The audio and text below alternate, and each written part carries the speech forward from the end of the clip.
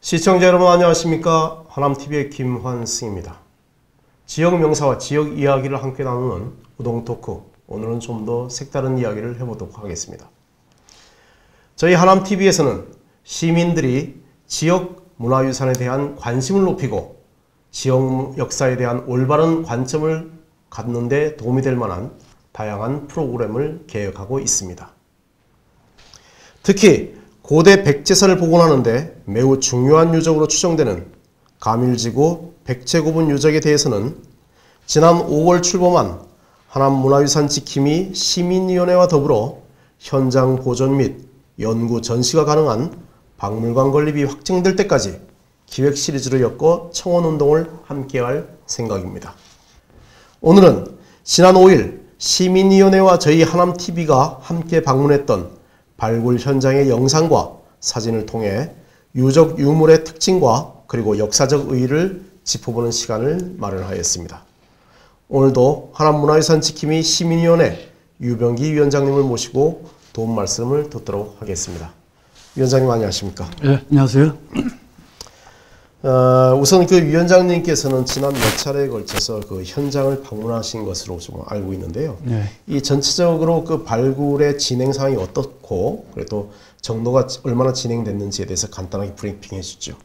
네, 지금 가밀 지역에서 고분이 발굴이 된 거는 처음 발굴이 아니고 발견이죠. 발견이 시작이 된 거는 2015년 정도부터 발견이 돼서 현재까지 발굴을 진행하고 있습니다.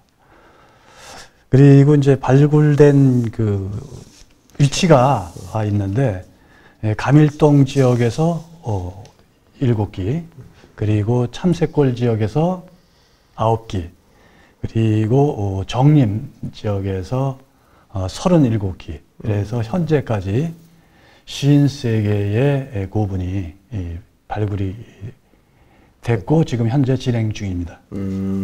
지금 그 세 지역을 말씀하셨는데 이 가밀동 지역이라고 하면 그 현재 있는 서부 그 대로변에서 잠깐 들어가자마자 첫 번째 나오는 곳이 그쪽이겠죠? 네, 첫 번째 나오는 곳이 이제 가밀 지역이고 예. 그리고 그 지금 남한산으로 뻗쳐나온 금암산 기슭이 참새골이라고 하는 거죠. 그렇죠. 예. 예. 그리고 지금 현재 가장 발굴이 많이 된 곳이 어디라고 말씀하신 거죠? 정림 지역이요. 아, 정림 지역입니까? 예, 정림 지역. 네, 그렇습니다. 자, 그러면 여기에서 총 얼마나 그 많은 수량이 발견이 된 건가요? 예, 좀 전에 말씀드렸던 것처럼 53개의 고분이 발굴이 됐습니다. 53개라는 숫자는 우리나라 그 고분, 백제 고분이 발굴된 수량으로 봤을 적엔 아주 극히 이례적인 그런 숫자에 해당하는 거죠. 아, 그렇습니까? 예. 저희가 그 인근 지역에 소위 이제 백제 고분이라고 알려진 데가 가락동. 네. 그리고 요즘은 뭐 백제 고분이라고 지칭을 하지 않습니다만 방이동, 그리고 석촌동 뭐 이런 것으로 알려져 있는데 그럼 그쪽에서 나온 모든 수량보다 훨씬 더 많다는 얘기죠. 그렇죠. 방이동 지역 같은 경우에는 좀 전에 말씀하신 것처럼 그거는 이제 신라 유물과 백제 유물이 혼재되어 있기 때문에 조성 시기에 대한 논란이 지금까지 계속되어 있고요. 예. 그리고 석촌동 같은 경우에도 적석총이 형성이 되어 있지만은 거기에는 뭐 이 수열식 그 형태가 다양한 고분들이 있어서 이것이 과연 그 귀족에 해당하는 적소총인지에 대한 것들도 논란의 여지가 있단 말씀이시죠? 논란이 있다라고 고고학께서 보고 있는 걸로 알고 있습니다. 그렇습니까? 그러면 어쨌든간 단일 지역에서 이렇게 많은 숫자의 그 고분이 발견된 것은 아주 획기적인 부분이다라고 생각하시는 거군요. 예, 이제 그 수만큼이나 우리나라에서 백제 시대의 고분이 약 70여 기가 발굴이 됐거든요. 현재까지. 근데 가밀 지역에서 53개가 발굴이 됐다라고 하면은 숫자 면에서는 대비가 되는 거 아닌가요? 거의 3분의 2에 해당하는 그렇죠. 이 백제 시대의 고분이 이 가밀 지역에서 발굴이 됐다는 그렇죠. 것은 대단한 거 아닌가 이렇게 생각이 됩니다. 그 그렇다면 이 구체적으로 현재까지 밝혀진 이 가밀동 고분군의 그 구체적인 시기는 어느 정도로 추정하고 있습니까? 네, 지난번 인터뷰 때도 이제 말씀을 드렸는데 시기를 본다면은 4세기 중엽부터 5세기 초라고 이렇게 현재 발굴 기관에서 설명을 하고 있습니다. 그러면 시기적으로 언제냐면은 백제가 가장 강성했던 근초광, 예. 근초광 때부터 시작을 해서 근구수왕, 침류왕, 진사왕, 아신왕, 구이신왕 이때에 조성된 고분이라고 이렇게 추정을 하고 있습니다. 현재 그렇다는 거죠. 그러면 숫자적으로도 그렇고 또 형태적으로도 그렇고 어쩌면 그 백제의 가장 전성기를 구가했을 당시에 귀족 무덤이다 이렇게 추정할 수 있다는 거죠. 네, 그렇죠. 그리고 또 거기에서 나온 유물들이 또 상당히 중요한 유물들이 발굴이 됐다는 것이 그 발굴 기간의 설명이거든요. 그래서 그러면 그 유적이 가는 부분은 지금 바로 이제 시작할 직접 보시면서 화면을 보시면서 얘기하기로 하고요. 네. 자, 하나하나에 대해서 이제 사진을 통해서 설명을 좀 부탁드릴 텐데요. 지금 보고 계시는 부분이 그 지금 마지막 남은 부분이죠. 그러니까 약 30기 정도가 발굴된 곳이죠, 이쪽이. 예, 이쪽이 지금 현재 37기가 발굴이 됐다는 예. 정림 지역입니다. 여기가. 그렇습니까? 예, 여기가. 그러면 지금 저 앞부분에는 보시다시피 이제 아파트가 지금 양쪽으로 예. 거의 뭐 완공 단계 될 정도로 높이 올라가 있고요. 지금 이 지역은 그러면 이 주거 지역입니까? 안 그러면 상업 지역이 되는 겁니까? 지금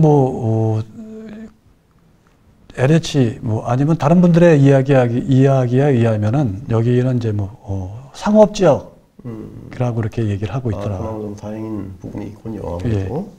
자, 그러면 지금 보니까 거의 이제 그 돌로 많이 좀 구성이 되어 있는 것을 언뜻 보이는데요.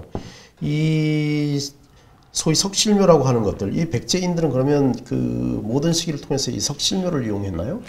대체적 고고학계에서 보는 시각이 백제 시대에는 행렬식 석실문으로 묘제를 조성했다라고 이렇게 보고 있습니다.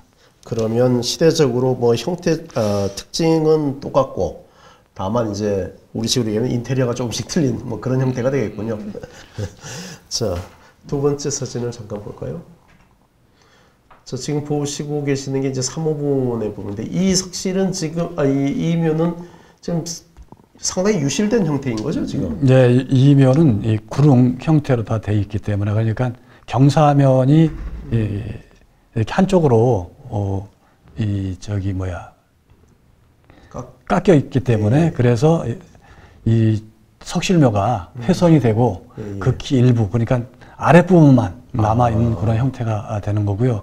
또 바닥을 보시면 바닥은 흙으로다가 다져져 있는 형태잖아요. 네, 그렇습니다. 그리고 또 연도를 보면은 연도가 뭐냐면 이제 시신을 가지고 들어오는 그 길을 갖다 연도라고 하는 건데 저 끝으로다가 좁은 부분 있잖아요. 예, 그 부분을 연도라고 하는데 거기 역시 이 다른 석실묘와 다른 특징을 나타내고 있습니다. 뭐냐면 다른 석실묘는 그 판석을 깔아서 이렇게 이 배수로를 조성을 했는데 이 묘 같은 경우에는 판석이 없이 그냥 흙으로 이렇게 조성이 되어 있습니다. 그럼 실제 저기 시신을 놓았던 이 시상대나 이쪽 부분이 전체적으로 기울어져 있다는 뜻인가요? 아니, 시상대나 바닥은 있는 것이 아니고 현실의 형태만 현실의 형태만 그렇게 그렇게 돼 있는 거고 바닥은 편편하게 돼 있죠. 예. 네. 다음 사진 볼까요?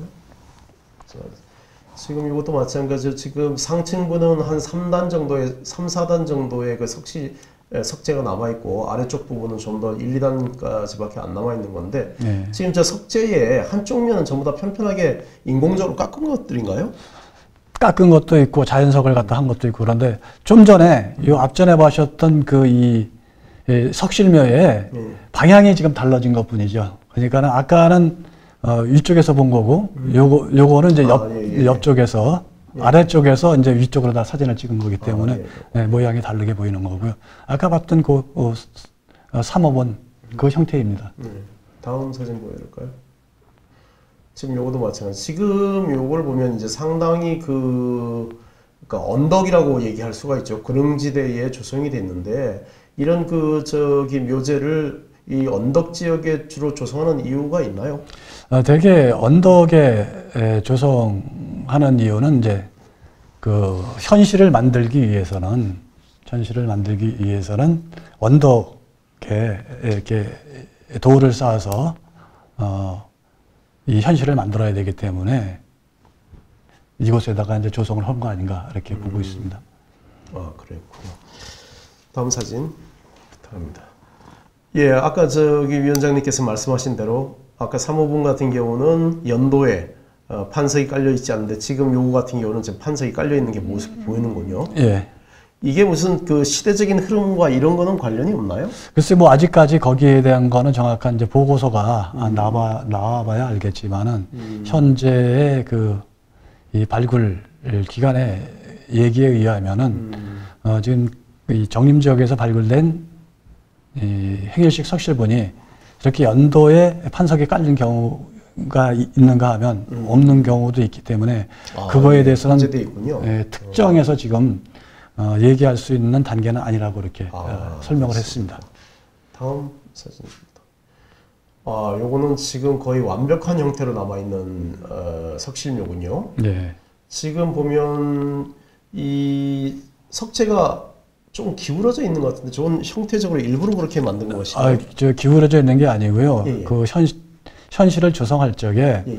이제 아래서부터 이렇게 둥근 형태로 이렇게 올라오게 됩니다. 그래서 돔 형식이 그렇죠. 돔 형식. 우리가 돔을 상상하면 될 겁니다. 예. 그래서 돔 형태로다가 조성을 하는 건데 그거는 이제 전문 용어로 궁룡형이라 그러죠. 그렇습니까? 그래서 그 위에다가 둥글게 올라와서 마지막에 판석을 맨 위에 뚜껑돌을 갖다가 덮어놓는 그런 형태이기 때문에 지금 이렇게 사진을 보면은 아래는 넓고 위에서는 이렇게 점점 좁아지는 것을 볼 수가 있죠. 예, 그렇습니다. 네, 그래서 그러면 지금은 그 뚜껑돌이 유실된 상태라는 뜻인가요? 그렇죠. 현재 뚜껑돌이 만약에 유실이 되지 않고 저대로 있었다라고 하면은 이제 과연 저런 온전한 형태로 남아 있겠냐는 그런 그 의심을 갖게 됩니다. 왜냐하면은 동굴이나 기타 파손이 일어났을 뚜껑돌이 없음으로써 유실이 됨으로써 거기에 이제 흙이 채워지잖아요. 예, 그렇죠. 흙이 채워지니까 결국은 온전하게 지금까지 원형에 가깝게 이렇게 보존이라기보다는 지금까지 유지가 됐던 거 이렇게 보고 있는 거죠. 그렇군요. 예. 다음 사진 부탁합니다. 이건 전혀 다른 형태의 구조물인데 이건 뭡니까? 요거는 조선시대에 만들어진 해광묘, 수열식 해광묘입니다. 그래서 지금 저기 이 돌 있지 않습니까? 연도 같은데. 연도 밑에 그 배수로가 있고 그 옆에 이제 후대에 조선시대에 조성된 해광묘입니다. 그러면 이 구릉지대는 시대의 흐름에 따라서 다양한 사람들이 활용을 했다라고 볼 수 있겠군요. 그렇죠. 다음 사진 보실까요? 요거는 아까하고 좀 다른 형태지만 여기도 거의 뭐 완전하게 남아있는 형태죠. 마찬가지 여기도 이제 지붕돌이 유실된 상태일 테고요. 아까보다는 이제 완전치 못한 그런 형태이고 지금 안쪽에 보면은 하얗게 군데군데 이렇게 뭔가 붙어있는 그런 형태가 보이지 않습니까? 그렇죠. 그것이 바로 이제 회. 석회를 발라서. 회를 발라서 조성한 묘라고 보는 건데요. 사실 그 당시에 저렇게 회를 가지고 묘지를 조성했던 경우가 드물거든요. 그래서 그 담당 그 발굴자한테 좀 질문을 했더니 발굴자가 그 가밀 지역 고분군에서는 한 10개 정도의 묘에서 저렇게 회를 가지고 묘지를 조성한 그런 거를 볼 수 있다고 그렇게 얘기를 했습니다. 그렇습니까? 그래서 또 저 회라는 것이 그 당시에는 조개를 빠서 그래서 이 회를 만들어 가지고 묘지를 조성했다고 그렇게 그렇다면 상당히 그 권력층일 가능성이 높군요. 그렇게 그 묘지를 그 당시에는 어쨌든 굉장한 그 기술이었을 테고 또 부의 상징일 수도 있으니까 권력을 가지고 있는 사람들의 무덤일 수도 있겠다라는 생각이 드는군요. 다른 부분 다음 사진 부탁합니다. 요건 좀 확대한 내용이고요. 네, 요 전에 있던 사진을 확대한 거고. 지금 보시면은 잠깐만요. 아까 우리가 처음 3호본을 봤을 적에는 바닥에 예, 그렇죠. 네, 점토로다가 이렇게 다져져서 없었지 않습니까? 지금 같은 경우에는 판석을 돌을 갖다 깔아서 돌을 깔아놓고 판석을 조성해서 그 위에다가 시신을 안치했던 그런 형태를 볼 수가 있죠. 그래서 아까 봤던 3호분하고 이 현재 이 고분하고는 확연하게 그렇죠. 다른 거를 볼 수 있는 거를 확인할 수가 있죠. 예, 맞습니다. 다음 사진요. 자, 지금 이 사진을 보면 지금 그 나무의 뿌리들이 남아있는 형태를 보면 지금 현재 원래 있던 지표면으로부터 상당한 부분을 지금 깎아서 나간 형태죠. 예, 그렇죠. 예, 그래서 지금 그 유물 유적이 발견된 곳이 유적이 발견된 곳이 그러면 지표면으로 상당히 이렇게 밑에 존재했던 것이란 거죠. 예, 그렇죠. 그럼 전체적으로 드러내고 유구가 나와서 거기를 집중적으로 발굴한 그런 케이스가 되겠네요. 예, 지금 뭐 나무 뿌리가 그대로 이렇게 선명하게 보이지 않습니까? 그러니까 나무가 있던 데에서 지표를 저렇게 다 일일이 깎아내고 나서 이제 발굴을 시작한 거기 때문에 이 발굴을 하기 이전에는 상당히 더 높은 그렇죠. 구둥 형태의 구둥 형태로 이렇게 있던 토지라는 것을 확인할 수 있죠. 역시 저 건너편에 보이는 저 천마산 자락이죠, 저기가? 지금 저 사진에서 우리가 보기에는 왼편, 왼편이 천마산이죠. 왼편에 있는 것이 천마산이고 멀리 보이는 것이 이제 유래 그렇죠. 도시 이제 신도시가 조성되고 있는 것을 볼 수가 있죠. 그러면 지금 이 구름지도 마찬가지로 발굴이 이루어지기 전엔 저 천마산 같은 저런 숲을 이루고 있었다라고 생각해도 되는 거죠? 저 정도는 아니고요. 그렇습니까? 여기 이 정림 지역은 마을이 있었어요. 그렇습니까? 마을이 있었고 마을에 이제 그 나무가 중간중간에 있었던 곳입니다. 그렇군요. 그러면 가옥을 철거해내고 네. 나무를 잘라낸 상태에서 지표면으로 깎아내는 그렇죠. 여기는 산이 아니었었습니다. 군웅이었었지. 그렇군요. 다음 사진요. 자, 요거는 위에서 이제 내려봤을 때입니다. 그리고 지금 지붕돌 역시도 이것도 지붕돌이 유치가 된 거고요. 아까 보셨던 그 사진의 이 부분을 위에서 위에서 찍은 거군요. 촬영을 한 거죠. 요거는. 그래서 판석이 역시 깔려 있는 걸 확인할 수 있고요. 보시다시피 아래에는 판석이 깔려 있고 벽면에는 회를 칠해서 이렇게 조성을 했다는 것을 확인할 수가 있죠. 다음 사진부터 합니다. 요거는 이제 연도를 보여주기 위해서 지금 큰 돌 위에 있는 것이 이제 저기 지붕돌 현재 남아 있는 것이군요. 남아 있는 연도에서 들어오는 그 이 지붕돌이 남아 있는 형태를 그대로 보여주고 있는 거죠. 그럼 지금 우리가 현실에서부터 연도를 바라본 그런 장면이군요. 그렇죠. 현실에서 연도를 바라본 거죠. 근데 요거 같은 경우에는 판석이 없지 않습니까? 그렇죠. 바닥에 판석이 없군요. 판석이 없이 점토로다가 이렇게 다듬어 가지고 현실을 조성한 그런 거를 확인할 수 있습니다.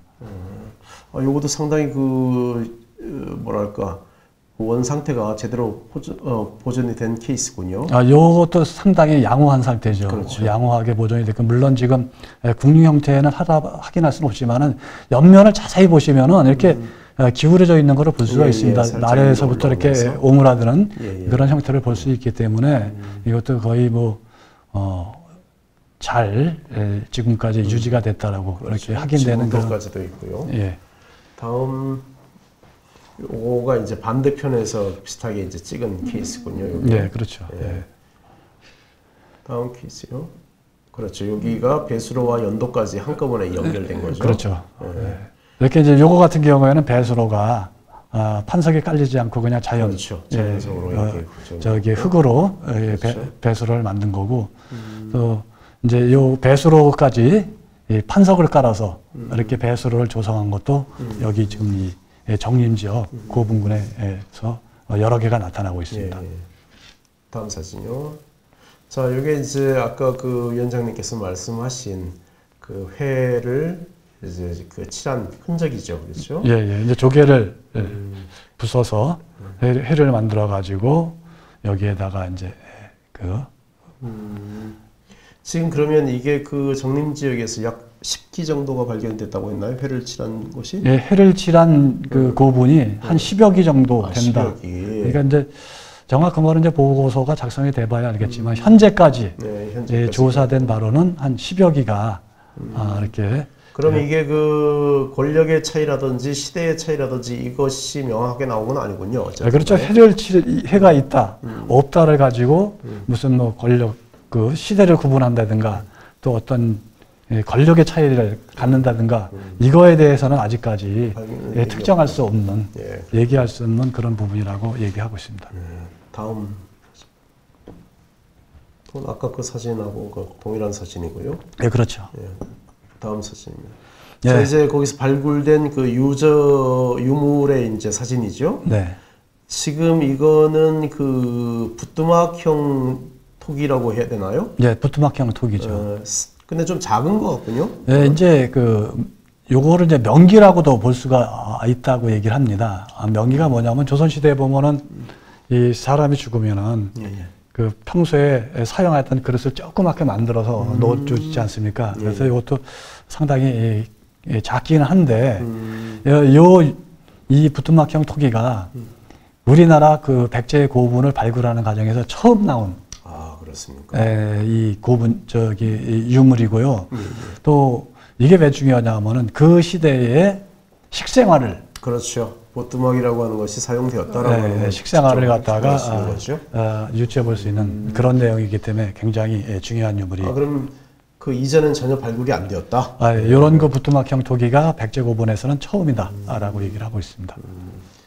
벽화로 부뚜막이 남아있는 케이스는 있죠. 고려 고분에 보면, 고구려 고분에 보면 이 부뚜막 사진이 남아있는 걸 제가 확인한 적이 있는데, 요거는 이제 아까보다 좀 큰 케이스죠? 예, 아까 그거는 많이 이제 손상이 돼 있었죠. 깨지고 그랬던 건데, 요거는 이제 원형에 가까운 그런 형태로 발굴이 되어 있는 건데, 그 발굴 기간에 의하면은 요거보다는 아까 깨졌던 그게 더 어떤 오래되지 않았느냐. 시기적으로. 더 중요한 유물일 수 있다라고 이렇게 얘기를 하고 있습니다. 요거 같은 경우에도 지금 맨 위에 둥그렇게 보이는 게 시루. 시루. 그 밑에 앉혀져 있는 게 이제 물을 거기다 부어서 불을 떼면은 증기에 의해서 쪄지는 거죠. 그러니까 그 시대의 생활상을 확인할 식생활을 어떻게 했는지를 보여주는 중요한 그런 유물이 된 거죠. 또 요 유물 역시 처음. 그럼 상당한 의의를 가지고 있겠군요. 발굴된 유물이기 때문에 그 당시 백제인들의 생활상을 아주 전체적으로 조명해 볼 수 있는 아주 중요한 유물이라고 이렇게 보고 있습니다. 다행입니다. 발굴이 돼서. 다음 사진 부탁합니다. 여기 이제 아까 옆면에서 본 거죠. 옆면에서 여기 이제 불 때는 데죠. 이쪽이. 그렇죠. 아궁이. 네, 아궁이요. 다음 부분요. 네, 이건 이제 위에서 찍은 이 시루를 유추해 볼 수 있겠군요. 구멍을 통해서. 구멍이 뚫렸지 않습니까? 좀 전에 아까 설명을 했듯이 국물을 쪄서 먹었다는 그런 것들을 유추해 볼 수 있는 게 저런 구멍이 있으니까. 그렇죠. 그 현재 쓰고 있는 그 시루와는 별반 차이가 없네요. 뭐 차이가 없죠, 뭐 전혀. 모양만 조금 다를 뿐이지. 뭐 아주 똑같다고 봐도 과언이 아니죠. 이거 개인적인 이야기입니다만 제가 처음 박물관을 갔을 때 가장 놀란 게 신라인들이 썼던 허리띠를 보고 깜짝 놀랐습니다. 왜냐하면 현재 우리가 쓰고 있는 거하고 똑같아서. 다음 사진 부탁합니다. 요거는 뭡니까? 요거는 이제 그 계수호 청자라고, 요거는 이제 우리나라가 아니라 백제 시대에, 그 시대에 만들어진 건 아니고, 발굴 기관에 의하면은 동진서진, 중국에서 중국, 만들어진 그런 이 청자를 이제 가져온 거다. 그러니까 중국과, 그러니까 우리나라, 그러니까 백제와 이 동진과의 어떤 그 교류를 볼 수 있는, 국제 교류를 볼 수 있는 중요한 유물이 되는 거죠. 또 계수호 청자도 백제 시대의 고분에서는 처음 나온. 그렇습니까? 처음 나온 유물이라고 합니다. 그래서 귀중한 유물이군요. 그래서 굉장히 이거를 사용할 수 있는 사람은 과연 신분이 어떠했는지에 대한 거를 유추해 볼 수 있는 그런 내용이 아니겠느냐 이렇게 얘기를 하고 있습니다. 다음 요거는 이제 그 당시에 생활상을 작게 만들어서, 생활상이 실제 그릇을 작게 만들어서 무덤에 이제 소위 껴목걸이라고 하죠. 예, 껴목걸이 약간 명기라고 하는 예. 뭐 그런 것도 그처럼 이렇게 넣어놓은 거죠. 예, 예. 이제 이것도 이제 맞아서. 그런 이제 완이라고 해서 이렇게 작은 그렇죠. 완이죠, 요거는. 예.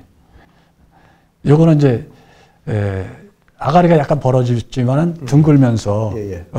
한 요거를 광견호라고 하죠. 이제 위에 아가리가 넓고 밑에는 둥글게 돼 있으니까.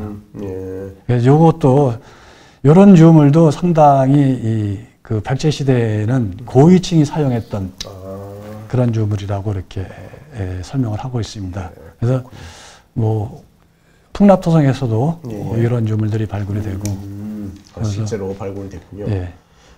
다음 요거는 아까 봤던 거고요. 예. 자, 이게 요번에 그러면 그 발굴된 주요 유물들이군요. 그러니까 지금 예. 조금 전에 봤던 왼쪽 그 아궁이형 토기와 예. 가운데 중간에 있는 것이 저게 중국에서 그 교류를 얘기해주는 그 청자이죠. 예. 하긴 뭐 우리나라 같은 경우가 대체로 청자가 완성된 시기가 11세기 전후가 되니까 그때는 당연히 청자가 없었었죠. 자, 그러면 이런 유물들은 어떻게 향후 보관이 될 예정입니까? 이 유물이 이제 앞으로 어떻게 보관이 될지에 대한 것이 가장 걱정이 되는 부분이죠. 왜냐하면 좀 전에 말씀을 드렸듯이 이렇게 우리나라 최초의 백제 시대의 고분에서 발굴이 됐습니다. 제가 듣기로는 아마 그 국립중앙박물관이나 공주 국립박물관에서도 이 유물을 굉장히 탐을 내는 그렇습니까? 듯한 탐을 낸다라는 얘기를 듣고 있습니다. 결국은 가밀 지역에 박물관이 들어서지 않고 전시관이 들어선다라고 하면은 우리가 보는 이런 봐왔던 진품들은 결국은 국립박물관이나 공주 국립박물관으로 가는 그런 룰을 범하지 않을까. 이제 그게 걱정이 되는 거죠. 그래서 현재 그 우리 시민위원회가 만들어진 계기도 또 그런 부분들에 대한 걱정이 앞선 거죠. 예, 그렇죠. 그래서 전시관이 아닌 박물관이 조성이 돼서 발굴된 유물의 진품을 우리 하남에서 뭐 친견할 수 있는, 그렇죠. 친견을 해야 그게 또 당연한 도리고 그렇게 되기를 희망하면서 이제 시민위원회를 구성을 했고 앞으로 저거를 지켜내야 되겠죠. 그렇습니다. 당연하죠. 왜냐하면 우리가 그 백제 대학로를 보기 위해서는 반드시 그 부여를 가야 되는.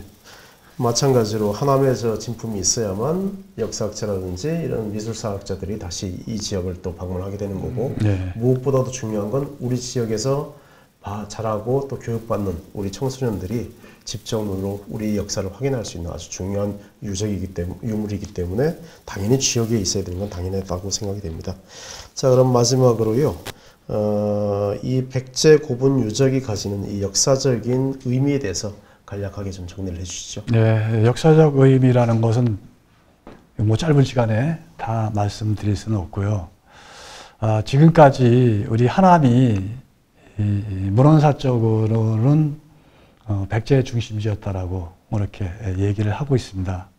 그렇지만 그동안에 고고학적 성과가 부족하다 보니까는 그거를 뒷받침할 만한 내용이 없었어요. 사실 그 부분에 대해서 누구도 부인 못합니다. 하지만 이번에 가밀 지역에서 발굴된 53개의 고분과 우리가 지금까지 봐왔던 유물로 봤을 때 우리 하남이 백제 중심지가 아니라고 말할 수 있는 것은 이제 불식이 되지 않았나 이렇게 생각이 되고요. 그렇다면 우리 이 하남 입장에서는 정말 획기적이고 엄청난 소름이 돋을 만한 그런 그 역사적 가치를 가지고 있다라고 봅니다. 또 그래서 이 고분 및 유물이 우리 하남에서 잘 보관되고 또 원형으로 보존이 돼서 좀 전에 우리 앵카께서 말씀하신 것처럼 우리 시민들과 또 후학들에게 우리 지역이 어떤 것이었는지를 보여주는 중요한 교육 자료가 될 것이라고 봅니다. 맞습니다. 오늘 말씀 잘 들었고요. 그리고 또 단순하게 유물유적으로 끝날 만한 이 내용들을 어떤 의미를 가지는지 잘 설명해 주셔서 너무 감사드립니다. 오늘 시간 고맙습니다. 네, 감사합니다. 저명한 역사학자 E.H. 칸은 자신의 저서 역사란 무엇인가라는 책을 통해 역사란 과거와 현재의 끊임없는 대화라고 했습니다. 과거는 유물로 이야기하는데 현재를 살고 있는 우리가 답하지 않는다면 역사의 복원은 요원합니다. 특히나 우리가 살고 있는 지역의 유물과 유적에 대한 끊임없는 관심과 완전한 복원 노력은 오늘을 사는 우리 후손들의 당연한 의무이기도 합니다. 그런 의미에서 백제고분 유적이 완전히 보존되고 연구와 전시가 가능한 박물관 건립이 반드시 이루어져야 한다는 점을 다시 한번 강조하면서 오늘 시간 모두 마치도록 하겠습니다. 감사합니다.